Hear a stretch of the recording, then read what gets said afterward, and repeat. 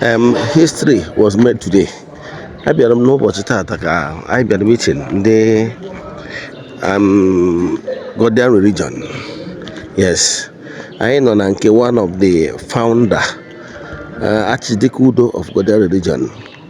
Ọ na compound ya ka anyị nọ. Ya afọ ebe a kpọrọ ya bụ onye.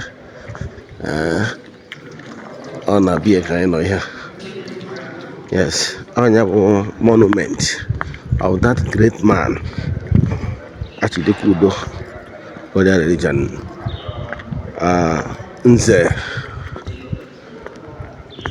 Uche Okafọ Unubi Nze dị ọra mma onye ndị tọrọ ntọala nke ọdịnala ọbịa dị ha anyị nọzi anyị bịagasịrị ezi anya eji abịa amabudogwu ya bụ n'ezi anya ife ihe akpọgasịrị akpọ. Yes, aka m ihe wetara gị ime dị hall ebe a nọ wee kpa the timbers and caliber ndị maka ọdịmma nke ọdịnala. Mma aba n'ime Ogbuefi Ezeana ugochitubelu na-ewetara gị ozi a.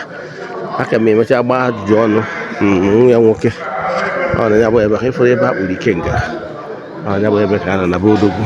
Anyị nọ na Unubi ebe a ga-eme meeting of board of trustees of Godian religion for one of the founder Eze-Ana Uche Okafọ. All the medical teachers na Godian religion. Yes, on the teacher of one of the founder of Godian religion. Yes, the financier Eze-Ana Uche Okafọ Oliver dịka n'ụtụtụ n'ala Igbo. Ọ na onye meeting gbasara ndị Godian religion nke ọdịnala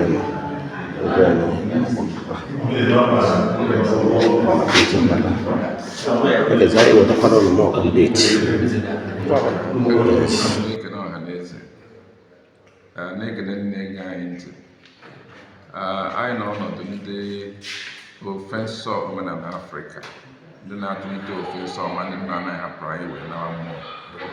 Ọhịa anyị na-achọ niile bụ ndị hụrụ ndị isi ojii n'anya maka ofensọ nna anyị hapụrụ anyị, hapụ ihe a ndị ọbịa butere wee mee ka anyị were na nna ha. Chukwu akpọ ọbịa na ana anyị, Chukwu nọ ebe a, Chukwu nọzụ ebe niile. Ọ hụrụ ndị isi ojii n'anya wee nye ha the best climate. Enweghị climate dị ka nke Afrịka. Nye anyị the whole minerals gbara ihe na-achọ achọ. So anyị nidiri ịgbakọta ọnụ kwalite omenala anyị, kwalite ofensọ ana anyị bụ ndị isi ojii. Chukwu anyị bụ ọ hụrụ anyị n'anya nke ukwuu.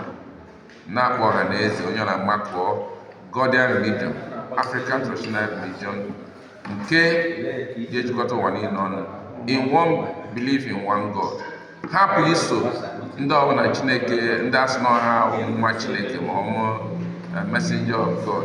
Chineke bụ ndị ejiri mere agbachi anya na Chineke. Kedu mgbe ha nọ ndụ ga-ene ha fere? Ọ bụrụ Chineke ka ha fere. Ọnya bụ nsogbu enwe n'ụwa niile abịa kewaa Chineke. Weziri Chineke na-agba mgbere ahịa. Mana ya ga-akpọ ụwa niile makpọọ ife naanị Chukwu okike.